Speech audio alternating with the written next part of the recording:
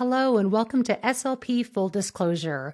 I am your host, Jennifer Martin, and joining me today, we have an amazing guest, Deborah Brooks. But before we continue, a reminder that this episode is sponsored by AMN Passport. We all know how life can get busy, and that's why AMN created Travel Healthcare's highest rated mobile app that helps you find, book, and manage your next healthcare assignment from the palm of your hand. AMN Passport puts you on the fast track to your next travel job. Receive instant job match notifications when you download AMN Passport today. All right, and now on to the episode. Like I said, we have Deborah Brooks, and this is kind of an interesting two-part episode altogether, and two topics that aren't necessarily related, but are both ones that Deborah is very familiar with. And so today we're going to be talking about taking chances as an SLP, and then Deborah's going to give us some awesome activity ideas for working with some of the little guys that she does. But first, let me tell you a little bit about her. So I love her bio. There isn't a stone in the world of speech pathology that Deborah Brooks has left unturned. She provides speech therapy to individuals of all ages and levels of need throughout New York City. From early intervention to skilled nursing, Deborah covers it all. She is an author and illustrator of the speech therapy coloring book series, Color in Speech, and she earned her bachelor's in communication sciences and disorders in 2010 and her master's in speech pathology in 2012, both from St. John's University in Queens. Today, she is an adjunct professor at the same university. In addition to this, she works at a special needs elementary school in Brooklyn and supervises clinicians pursuing licensure in the field of speech pathology. But that's not it. One more thing, you will probably recognize her name as she is co-host of the weekly speech therapy podcast, which I know is very popular and I love myself, called SLPs Wine and Cheese. So welcome, Deborah. Thank you. Thanks for having me, Jennifer. Of course. This is like when podcasts collide. I know Yeah. your voice is going to be very familiar to many. And your podcast several years back was one of the first SLP podcasts I started listening to, and just love in how you and Maria interact and the topics you cover. So I'm a big fan. Thanks. It's really fun to do the show. Yeah. Well, and I know that you are very busy, as we learned from your bio. So also very grateful that you took the time, because you have a couple of unique areas that I am excited for our listeners to learn about. And before we get into that, I always just like to ask, because I don't know the answer to this before I ask entirely, but tell us a little bit about your professional journey and what led you to become a speech pathologist and to where you are now. Okay. So I went to St. John's University in Queens. I initially was going for advertising and communications. As a freshman, got a job at an ad placement agency in Soho, and I was terrible at that job. They would ask for pencils. I'd bring back balloons. Like I couldn't do anything right. I was like, this is perhaps not for me. So I went back to the drawing board. I was like an English major for a bit with a photography minor, and left that ad agency, and I started working at a comedy club in Times Square. And I was surrounded by wait staff who were great people with college degrees waiting tables. And I was like, wow, this is fun. I don't think I can do this forever. So I needed something a little bit more permanent. And then while I was in high school, I worked in a daycare, and I always enjoyed seeing the occupational therapists come in to see the kids and the work that they did. So I kind of revisited that idea of being an occupational therapist, but then St. John's University didn't have that major, and to change colleges at that point was just not even within my bandwidth at that time. I couldn't even imagine that. So one day I just up and changed to speech language pathology. Brutally failed my first test because I had no clue what speech pathology truly was. So then that, by the time I was a sophomore, I think I was a communication sciences and disorders major. And then I stayed waitressing in that comedy club all throughout undergrad and grad school. And I did my CF at a private practice in Park Slope. But this was a terribly devastating experience for me because I had just spent 6 years of my life, working all night and having all those friends and all that social. I didn't have like college socialization. I had fun at work. And then my whole world was turned upside down, and I had the complete opposite schedule of every single person that I knew. So then I naturally started doing stand-up comedy. And I Of started course. producing comedy shows, I guess, just to hold on to something. And then the two just kind of developed together. So just as long as I've been learning about speech pathology, I've been working in the world of comedy. And then from there, it just seemed like everything just naturally worked out. So many people on the internet would complain about their struggles in speech and being able to keep up with work and find ideas. And I felt like I had a lot of ideas. So I started an Instagram where I would just mostly post like my therapy activities and videos of me doing therapy and crafts that I use throughout my session. And then that kind of gained popularity. There weren't many speech Instagrams back then. And then I would get a lot of questions, and the biggest problem in my job was writing too much stuff. So to answer so many questions in writing, like writing back to people, was just not of interest to me. And by this time I had married a comedian, and he had a podcast. So I had all the equipment in my house. So I just reached out to my friend Maria, asked her to do a podcast with me, and we started doing the podcast, and we had booths at ASHA, and it was super fun. And I've gone through tons of jobs and an apartment since then. I've worked at private practice, and I've worked in schools and nursing homes and as an adjunct professor. But now I am working strictly for a private practice. I only have one job because now I also have a child, and I am a different person now than I was back then. Oh my goodness. Yeah. Okay, so I love this story for so many reasons. And let me just say, theirs was not a straight line. This was, No. I didn't even cover it all. Oh, I'm sure. Yeah. I mean, but that is so, I love that story. And there's just so many layers to that about how you landed in this field. And I love that you're still doing stand-up comedy. Well, I'm not. No, not anymore. Oh, you're not anymore. Okay. No, I'm not anymore. But I will have actually, this is unofficial news, but I'm pretty confident in it. So I feel like maybe I could plug something. But I will be very much involved with a Smiles for Speech comedy benefit show happening in this August in New York City. And that's pretty much all the information I can give at this time. But it will be a all-star lineup helping Smiles for Speech in comedy. So yeah, I'm still involved. I mean, I'm married to a comedian. I'm all of the things that I do at my leisure have something to do with comedy. So I guess a little bit, but mostly just doing speech and mom and navigating a new podcast. Wow. Well, I love that is a great organization and what a cool opportunity. So yeah, we'll direct everybody to, if they don't know who you are, they're going to know who you are, and we'll make sure that, and I'm sure you'll be giving more information via your social media as that comes about. Okay. Well, and I mean, I love the idea of two comedians residing in the house together because, and think about your child's upbringing. Yeah. It's either going to be, stage. I was going to say, either it's going to be like that or a completely, you are so cringy. Right. I can't believe you. So, and you may still, that's still probably going to come. Just I'm so sure you it'll know. come in waves. Yeah, for sure. But at this time, he wants to be on the stage. My husband just filmed his comedy special, and I literally had to hold my son back from running up on the stage.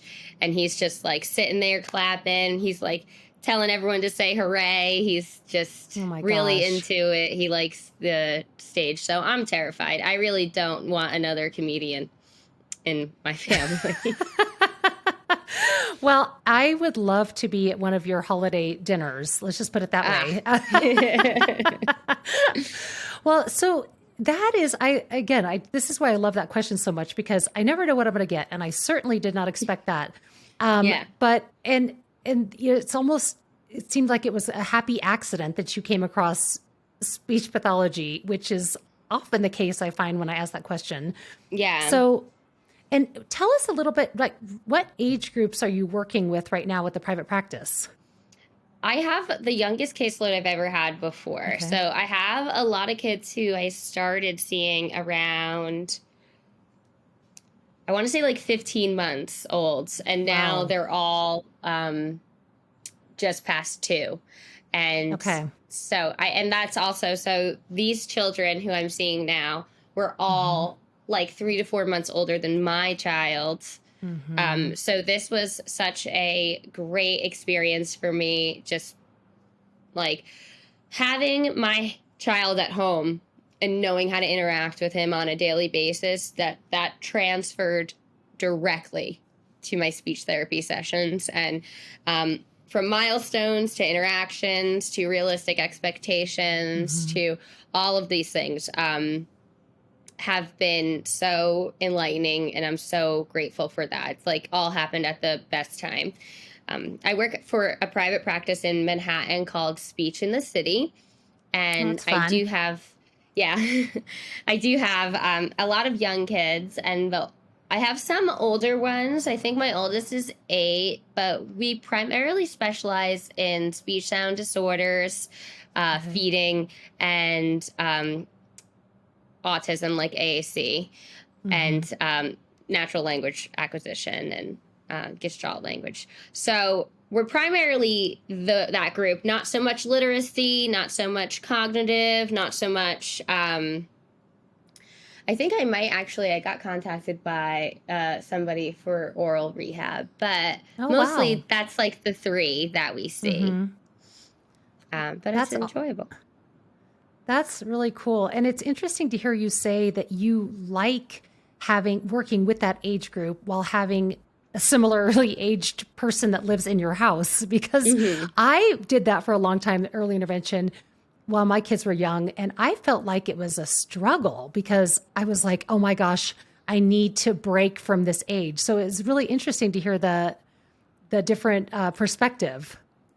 Yeah, I mean, I could see that. I think that for a long time, um, I was always such a performer, and I, for some reason, got just a tremendous amount of praise, maybe like unwarranted praise, because I just kind of walked in and I was so happy to be there and fun, and the kids did what I asked, and then I would be so intimidated by early intervention because they don't say anything, and Yeah. you're like, oh no, I'm a fraud. Um, but then I realized my expectations were completely out of whack, and that, inspire, don't require, and just keep embedding target words within your speech therapy. And that is going to translate over, even if they're not saying it with immediacy. That's your own insecurities getting at you. That's not the, accuracy of your treatment. That's you being like, I need immediate gratification. Yeah, so that was a shift that I needed to make. And it wasn't until I had a child and I saw the beauty in the interactions and not requiring those verbal responses, but just fixating on engagement and modeling and repetition and embedding and things like this. Um, it just it helped me figure it out, I think. Yeah, those are such great reminders. And I wish that I had had those when I started working with that age group, because you're exactly right. We feel like I'm just doing something wrong because I'm not getting these results or Mm. the feedback, but it's this age, that's not how it works. So That's it's not how like, it works. Yeah. no. And the sooner you realize that, the better you will be. And actually, then more successful you'll be. So, Yeah. well, and one of the things I want to talk about, so we're going to talk about a couple of things today. And Mhm. I mean, one obviously is you have really just done a lot of different things. Like we've already touched on some, but like you mentioned, we haven't touched on all of them. So we're going to talk about just what does that look like to take chances as an SLP and do things that maybe are a little bit out of your comfort zone that often, may have to do with speech or may not. But one Mhm. of the things, I guess, why we're on this track of talking about this age group is, and if again, I encourage everybody to go to your Instagram, your website. It's so creative, it's so well done, but you do give so many great ideas and activities that are easy to replicate, Mhm. that are doable and Mhm. functional. Can you go over maybe, let's talk about 3 to 5 of different activities of things that you really love and can share with our listeners? Sure. So, shameless plug. I have 9 coloring books that I have developed. Yes. And I spent the majority of my career as a travel therapist. In the initial stages of my career, I did a Mm-hmm. tremendous amount of traveling. Um, so it wasn't easy for me to bring a bunch of toys all the time. And I ended up just using notebooks in the child's classroom where I would draw in these books, or I would just have paper and crayons, and that's all I would bring with me because, like I said, it was too much to carry. Um, so I used these pictures and I just found myself recreating these drawings over and over again. And I would post them on my Instagram and people would ask if I sold them. So I ended up scanning these drawings and selling them as coloring books. And that was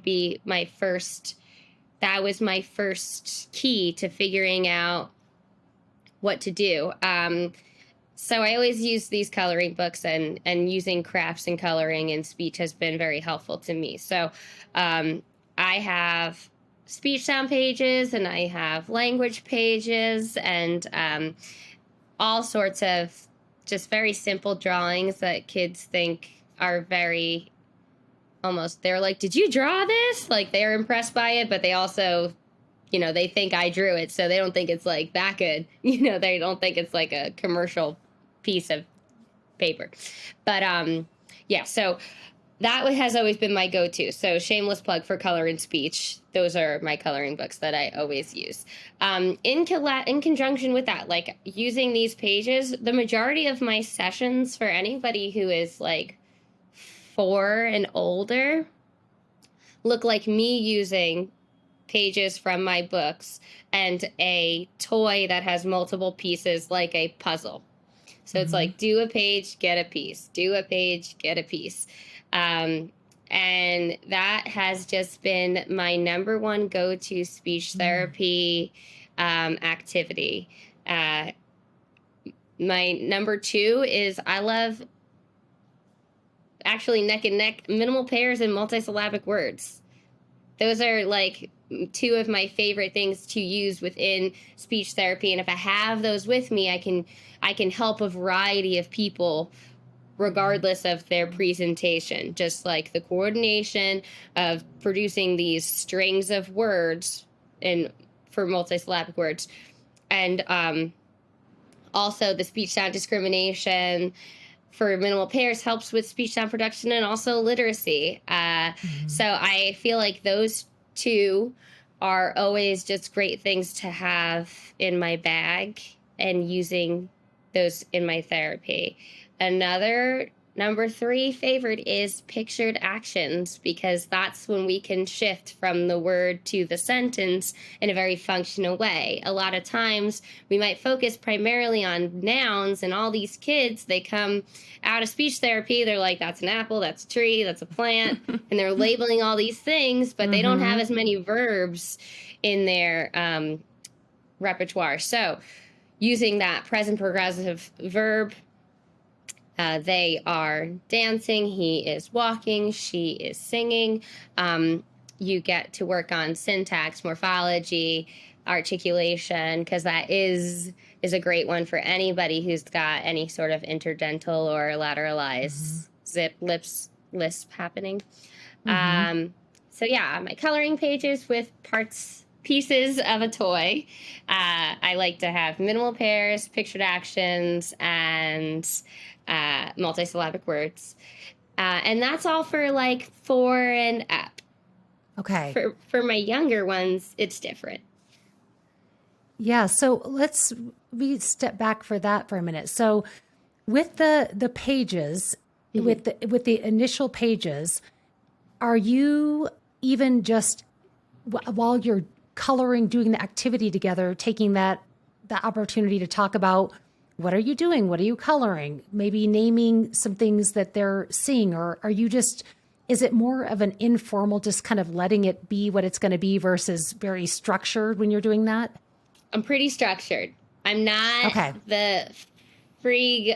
I am with my younger ones, but when it's older, Mm-hmm. it's very much like a speech sound task exercise. Okay. Like if you went to the gym and you were getting a workout in, that's essentially Mm-hmm. what my speech therapy looks like for older kids. It's not really play based. It is pretty Mm-hmm. structured. It's not so child led. Um, I work hard to be motivating and fun. I have a toy Mm-hmm. and I have a lovely demeanor. My friend Julie Fechter and I always talk about it's just the most important thing as being an SLP is just to be lovely because you're like entering someone's life and you're having an impact on them. So it's just important to be lovely. Um, so I do work hard in that capacity, but no, I find that like a lot of things are better like when I control for these things.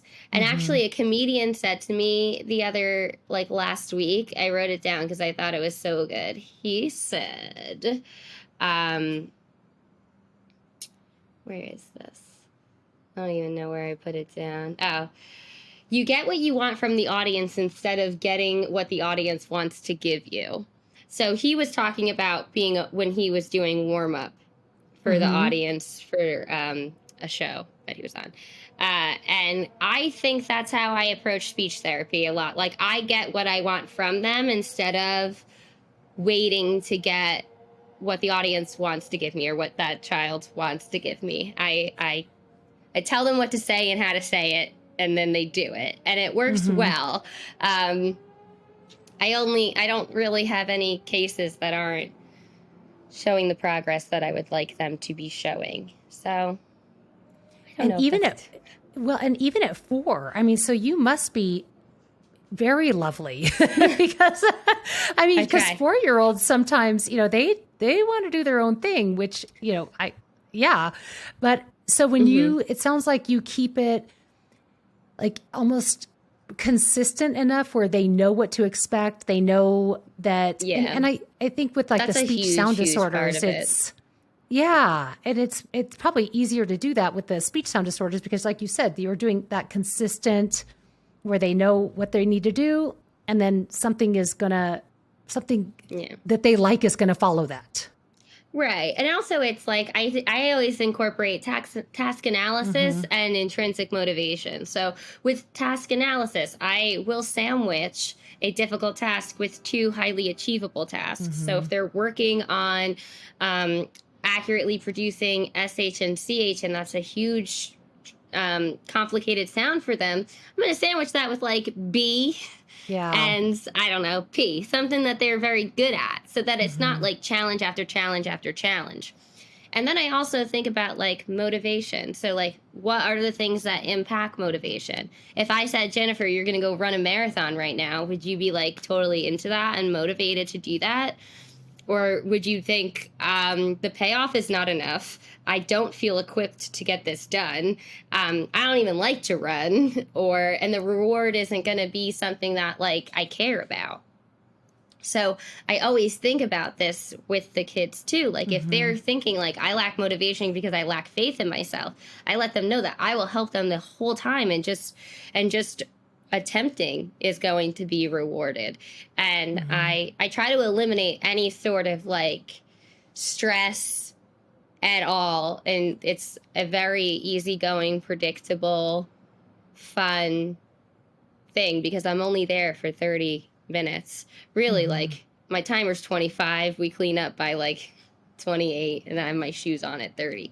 So it's it's got to be, I'm not going to do well if I'm stressing out my kid Mhm. or that they don't look forward to seeing me again. So there has to be a level of achievability Mhm. there in order to even get anything actually difficult accomplished.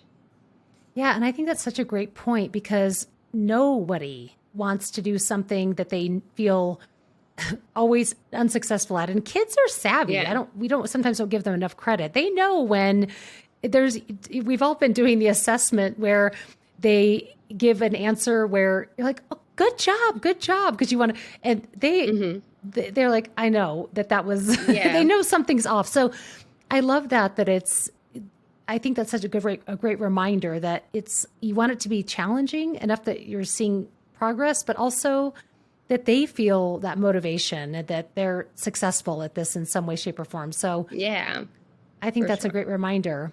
And I'm also hearing when you're talking about some of the activities that it doesn't have to be some complex, very intricate. And sometimes it can be, like you said, here you're going to complete this part of the coloring, and then you're going to get a piece of a puzzle, and we're going to make the Hmm. puzzle, and Yeah. that's good. They don't. I think sometimes we think they need this. Here comes the clown, and here's the pony, and it's like, Right. Yeah. and they're like, I'm happy with this puzzle piece. So Right. Yeah. I haven't had too many kids turn their noses up at a puzzle. mhm. Yeah. so it's a good therapy tool for sure. Yeah. And I like that you were talking about the task analysis and really looking at what motivates people, right? Because that's another important piece. What motivates me may not be what motivates you, which motivates. So it is important to Mhm. figure out what is it that that does get But you doing going. something well motivates almost everyone. Good point. You're right. You're Yeah. right. So Because it's they, not, if you give something that they can nail, then you're going to yeah. win them over and you're going to build some trust that like not Hmm. everything that you present to them is going to be a challenge. Yes. Oh, that is such a good point too. That really does build trust because Mhm. then they feel it's like a safe environment where, Mhm. yeah, I hadn't really thought about it that way, but you're exactly right. That is a trust builder. So, Yeah, and I always try to tell them, like, no matter what, I'm going to help you the whole time. So if you forget a hmm word, I'm going to say it for you, and then we could do it hmm again. And yeah, I don't like leave kids on their own to do too much. I help them so hmm much it's annoying. Then they get to the point where they're like, I can do it by myself. they're like, Yeah. back off. Yeah. Yeah. That's So my if you strategy. Suffocation. works every time. Yeah. So if you have a child you're working with and all of your typical, this usually works, is there ever a time where, because I used to always have my, like, in case of emergency, pull this Hmm. cord. Do you have something that's your, okay, if nothing else is working, I use this? Yeah, I put a toy on my head and then I sneeze it off and catch it. Oh, yes. I think Yeah. they cover that I'm in, like, yeah, I know that. I know that strategy very well. It's always a big hit. Yeah. yeah, that's Yeah. never failed me. Not a single Yeah. time has that failed me. But yeah, I mean, I don't know. I don't have a tremendous, I mean, I'm not telling you, I don't want to sound like being a speech pathologist has been a walk in the park for me. When I worked at hmm schools and I had to input session notes into the computer, never was that on time. Never was that No. up to date. Did Yeah. I get anything done on time? Probably not. But my therapy always looked great and people were happy to be there. But was I Yep. always the best employee? 1,000 trillion% no. Yeah. So it has been a challenge in several capacities. But I think, and I don't know if it has to do with like just my personality in general and also the hmm fact that I was a waitress for so long that like I never there is no challenge for me to like go into someone's house and do speech therapy, which it was hmm in the beginning. I do remember that feeling when you're like, oh, I have to see this kid. What if they don't want to do anything? What if it doesn't go hmm well? What if the parents are thinking I'm big a loser and not getting anything done. But no one thinks that. No one thinks that. No, That's just it's your all in our head. heads. Yep. Yeah. It's all But now I here. don't even feel that at all. Like I could Hmm. sit there doing nothing and I'll be like, "Do you want to know why I did this?" Because I'll tell you 15 reasons why I sat there and Yes. did nothing. I'm like Yes. I'm like combative at this point. Like I'm ready, but no one has ever challenged me. I'm ready for it though. Is this a warning? If I any don't of your know. families are listening, it's like she's ready. Do not cross her. Don't. But yeah, I mean, those are all just such great points. And I think that, you also bring up something where it doesn't mean we have to be good at every part of our job. There's going to be certain things that are more of our strengths. And because I'm exactly like you in that I am because I did early intervention forever. And I mean, I am fun. Yeah. If I do say so myself. I'm a good time. I am fun. And but I mean, same with you. I was like, I mean, my notes, was I always the one getting the, hey, haven't seen your notes? I'm like, oh, yeah, working on it. Right. So yeah, Right you on top of can't. that, Rose. Right. Yep. Any minute it's going to be coming your way. I'm like, Yeah. oh gosh, hurry, do notes. But yeah, Yeah, so yeah. I think it's a reminder. You don't have to be don't let, Yeah. what is it? Don't let perfect be the enemy of good. We got, Right. if you're doing most of what you need to, and I always felt like if I have to choose, I'd rather be good at the therapy part than the paperwork Right. part. But you do have to have integrity, like, You so we can't be do, like, just yes, go you around do. town, just being like Mary Poppins and like spreading joy. Yeah. Like that I think, you have to have like Hmm. the middle ground between excess and deficiency.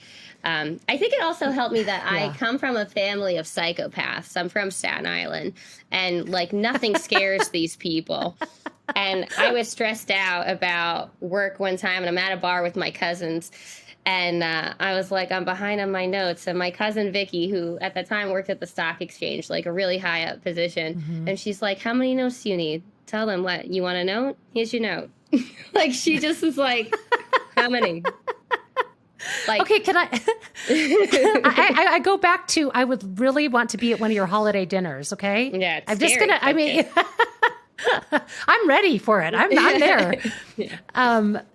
Okay, so I want to switch course a little bit. And you have just done some really interesting, you've done the coloring book, you've got the comedy, you've got the podcast. And so, kind of these themes that I'm seeing are that you're not afraid, and maybe I shouldn't say, you are willing to take chances and do new things. Is that Hmm. just, do you feel like that's how you were born, or do you feel like you've had to overcome some No, things I to, think that's a toxic trait. I think there's something wrong with me. I think you're painting it in a nice picture. My husband just said to me, he is like, "You literally do whatever you want. Like, you don't even think about anything. You just like do it." And because he's like sick and he thinks I'm going to get sick. But I'm like, if I'm going to get sick, I'm going to get sick. Like, if yeah, I touch you, it's whatever. Like, yeah, who cares? I don't know. I'm not scared of getting sick. yeah. But yeah, I guess that is my mentality. I guess like a short but long story about me is that growing up, my parents separated when I was very young. So I never lived anywhere for longer than 2 years before the age of 12. So I lived in four Wow. states, 10 different houses, and I went to 13 different schools. So I Wow. think that like change is a Hmm. necessity for myself because I don't know what it is like to stay the same. So I think, and I don't know, I just get ideas and then I just do it. Is it a good idea? Probably not. Like, it would have been a better idea to just have been a nurse. You just get a bachelor's degree, you get paid time off and a union and like uh, a normal job in life. I don't know how normal. My sister's a nurse, so that's the example I'm giving. And I guess it was tricky when she was like working nights 3 days a week. But uh yeah, I mean, I didn't take any conventional route. Like, I didn't work at a speech therapy clinic while I was in college. I worked at a comedy club. I didn't have, I didn't go straight to the Department of Education so that I can get loan forgiveness. I was like, I hate working in schools. This sucks. And I didn't do that. And now I have student loans. And like, I think I'll have them until the day I die. I don't think those are going anywhere. So my life is very fun. It's very motivating to continue doing everything the way I am and how I'm doing it. Is it smart? I don't think so. I don't know that I've made all the best choices. But my everyday is good. Well, and I think some of the things you just said that's like society's idea of what things are supposed to look like. But pension would be good. Well, there are times where you're thinking about retirement. Yes, but yes, there are those things. But I also think, like you said, well, not working in the speech clinic, not doing that. I think though, if I'm looking at from my lens, the things that you did equally, if not more, have probably contributed in a positive way to who you are as a professional. Whereas if you've got the majority of the people following that straight line, doing that work the same way, well, then sometimes that's not very good either.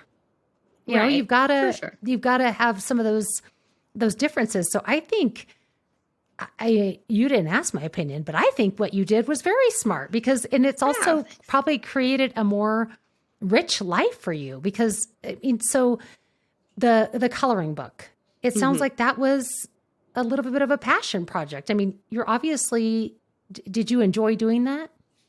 Yeah, I did. I mean, but it just kept happening. I didn't decide to do that. I just kept doing it. And I still like every page in every coloring book I've ever released is just a page that I drew because the person in front of me needed to work on that task. And then that got added.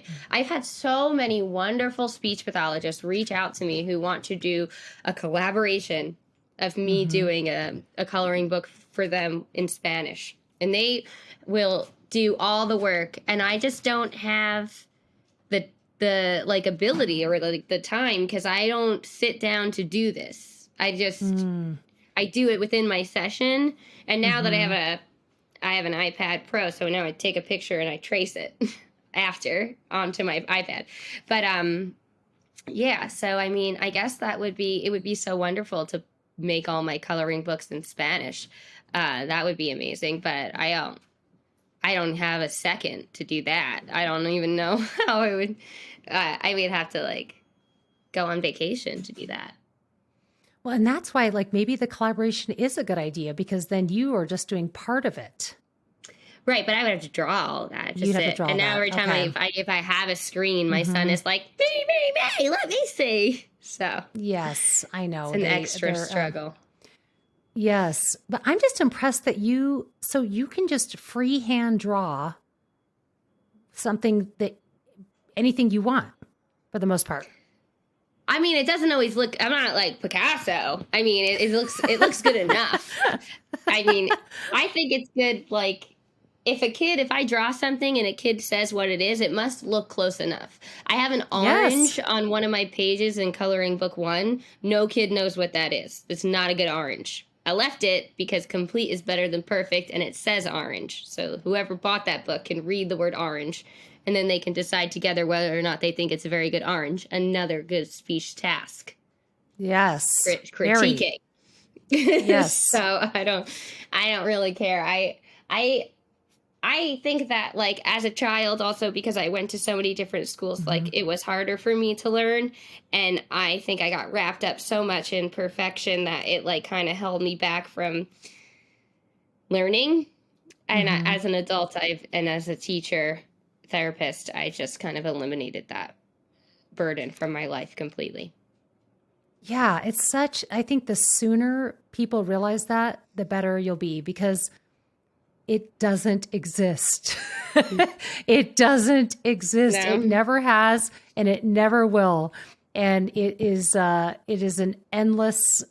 You'll never reach that No, the it just holds you there. back. It's Yeah. it does. It does. It holds you back because then you fear trying because it won't be perfect. So yeah, there's that too. And so do you like what would be your recommendation if people want are thinking, I have this idea, I'm thinking about, I mean, what would be your recommendation for, okay, here's the next step, or here's why you should do it? Well, I guess because of my background, many Mm-hmm. people do come to me and say, "Oh, I always wanted to try comedy. I want to try a podcast, or I want to make a children's book." People do voice their Mm-hmm. desires. And I don't know if it's an executive function thing that like plan, initiate, execute. And that's an issue that's impacting many people. I have no executive functioning issues. I am a initiator and executor to a fault. Do too much. But I would say like figure out your, this is so cheesy, like your why. Why do you want to do that? Yeah. Like sometimes It's people not want to be a cheesy. Yeah. comedian. Well, I mean, it's just like you could read it in any dumb book, but like Yeah. like sometimes people like I want to ask some comedians like why do you want to be a comedian? Like Mhm. do you want do you enjoy like making people laugh, or do you want people to laugh at the things you're saying? Like sometimes I'm Mm. just like, is that like people get on stage and they just talk and they just talk about themselves as if they think Yeah. they themselves as an entity are humorous. But that's not a joke. So I'm like, oh, you just want people to think you are entertaining. Like you don't want to be a comedian and tell jokes to make people laugh. Like your objective here is to be found amusing. But like, Mm. yeah, if you want, like, I wanted to start a podcast because it was just very easy for me to talk about things and answer people's questions and speak on topics. It was way easier for me to do that than it was for me to write back to emails or answer DMs or like put anything in writing. I had no capacity left to write Mhm. anything. So that's why I did that. And the coloring books, why did I do that? Because one, it helped me in therapy, and then two, it was fun, and then three, it became very lucrative at one point. I was Mhm. just like um it became a whole business for me, and that was super helpful for a while. Not anymore so much because I can't draw anything new, but I will try. I have a 10th book coming out soon, eventually. But so it's like, why do you want to do that? Like, if you want to start an Instagram for speech therapists, like, what is your why? Why do I do it? Mhm. I do it because I feel like I want to spread the word of achievability. I want it to be like attainable for people to have a work life balance and Mhm. go in and help these kids or patients and be lovely and have activities that are they can use right now, tomorrow, and not be and eliminate at least that stressor from their life. Like, try this, it worked for me, I liked it, I'm happy, I'm a happy person. Like maybe that'll make your life easier, I hope. That would be nice. um and then why did I do comedy? I was lonely. So lonely. But then I don't know, it changed, and now I just help other people do comedy shows. Well, and it's so interesting the things that you all just you pointed out are that these came about not, I mean, all of them were some way, shape, or form benefiting you and others. So it's this Yeah. really nice, like dual role where you got something from it, but you also gave something from it. So I think Yeah. that's really, and I know we, you know, you can read the, what's your why, and, but I think it's important to hear that because I do think there are times where no matter what, whether it's personally, professionally, where we're doing something and you do sometimes need to stop and go, wait, why am I doing this? Like, what's the, you know, and remind, and maybe there's a reason that comes out of it that you're like, that's why. Right. Or it's, oh, I don't have one. Why am I spending this time on this? So I think it's really interesting to look at things from that perspective of what can I do to be of service to others, but also fill my bucket at the same time. Right. And it's and if it's fun, that's a fine reason. Yes. Like a couple times I walked into Asha and I felt like Taylor Swift. Maria sold my shirt off my back once. So it like there's levels to it. And Mm-hmm. there's things that there's all different things that are cool and fun Mm-hmm. and yeah, filling your bucket is just as important. But I think it also goes back to that control factor. Like I Mm-hmm. get from people what I want to get from them and I don't wait for them to give it to me. So everything that I've done has also been a way to like control for that. Like I needed something fun for me to do. I like Mm-hmm. coloring and drawing. So I made my kids into it. And that made my sessions enjoyable for both of us and also accessible since I was traveling on foot and I didn't have to carry a bunch of toys. And that was no longer the Mm-hmm. expectation. So, like, toys and games were not the focal point of therapy. It was all coloring and puzzles Yeah.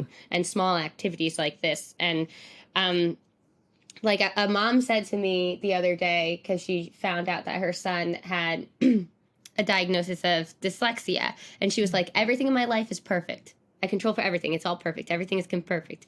And I had these dreams for my kids and we had the means to do it. And now this is a problem that I have to fix. And I just saw Mm-hmm. myself there because I'm like, I work so hard to make everything, even though we just said it doesn't exist, like I try to make everything as easy as possible, like the path of least resistance, Yeah. like achievable, functional, and Mm-hmm. I think it comes from that like I will control. Oh, it's too much to carry. Well, carry nothing, and nothing is fun. Well, make this fun, and it just relieves the burden of feeling like I'm gonna walk in there and not do well.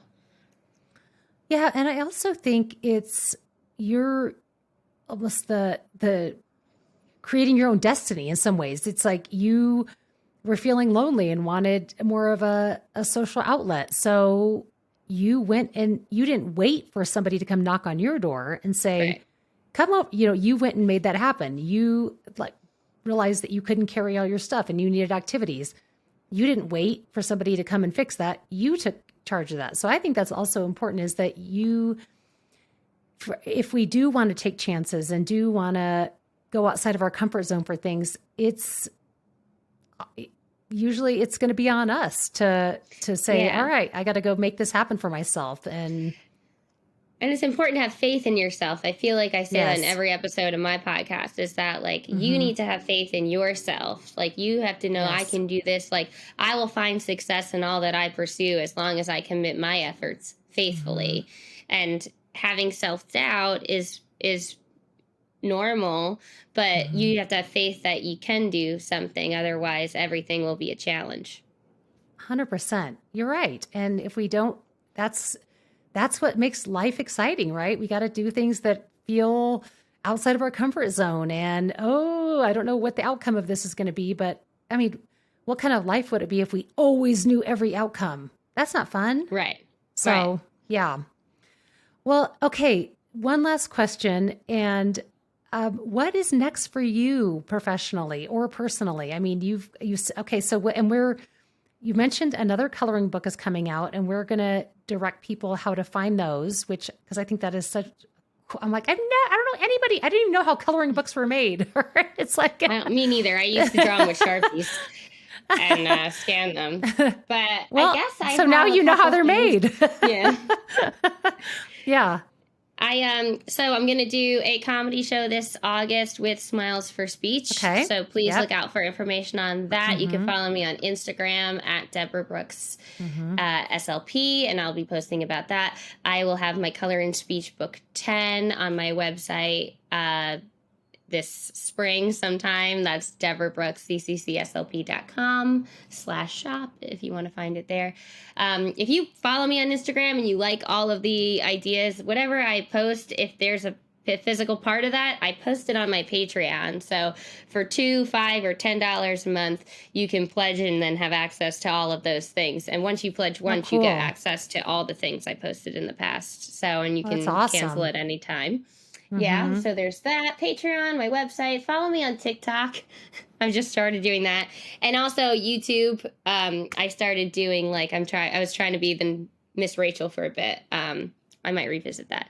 But SLP's Wine and Cheese will sadly be coming to an end this May, and I will hopefully have Oh, a new podcast. But yes, I okay. think it's been a lovely journey, and it's just coming Yeah. to an end, and that's a-okay. Um, Yeah. so yeah, that's about it. Oh, I'm also doing preschool enrichment, like 2 to 3 year old classes in my neighborhood, like group classes with parents. So that's another thing that I've been trying to do. I just started that last week, and it's been fun. It's called Bacoca Playful Enrichment, and so if you're in Brooklyn, you can check that out. Yeah. So I love and we will link everything that Deb just said in the show notes. So please go there and you can find how to connect with her for any of those things. But I love that I would have been, when I was doing early intervention, I would have loved to have that option of having access to all of your activities, because there would just be those months where I'm like, I'm out of ideas. I don't know what to do. And so it would have been so nice to just have a library where I could quickly go and get some easy ideas. So that's awesome. Great. Well, I hope that it helps people in that way. That's always my hope. So I hope so. Well, Deb, I appreciate your time so much, and just that you are in this field. I love your not straight line in life. And I hope that you look at that as a real asset, because it's fun. You've got an exciting life and you've done some things that I don't know anybody else has done. So I'm excited for what's next. And thank you so much for sharing knowledge with us today. Absolutely. Thanks for having me. And that wraps up this episode. Thank you for tuning into SLP Full Disclosure. For more information about this episode, check out the show notes on our website at medtravelers.com/SLP Full Disclosure. And don't forget to leave us a review and subscribe so you never miss a guest. Are you interested in becoming a travel SLP? Visit medtravelers.com to learn more and explore the exciting opportunities we offer at top-level facilities across the country. Also, a special thanks to Jonathan Carey for producing this episode and Aiden Dykes for the music and editing. And as always, this episode was powered by Med Travelers. See you next time.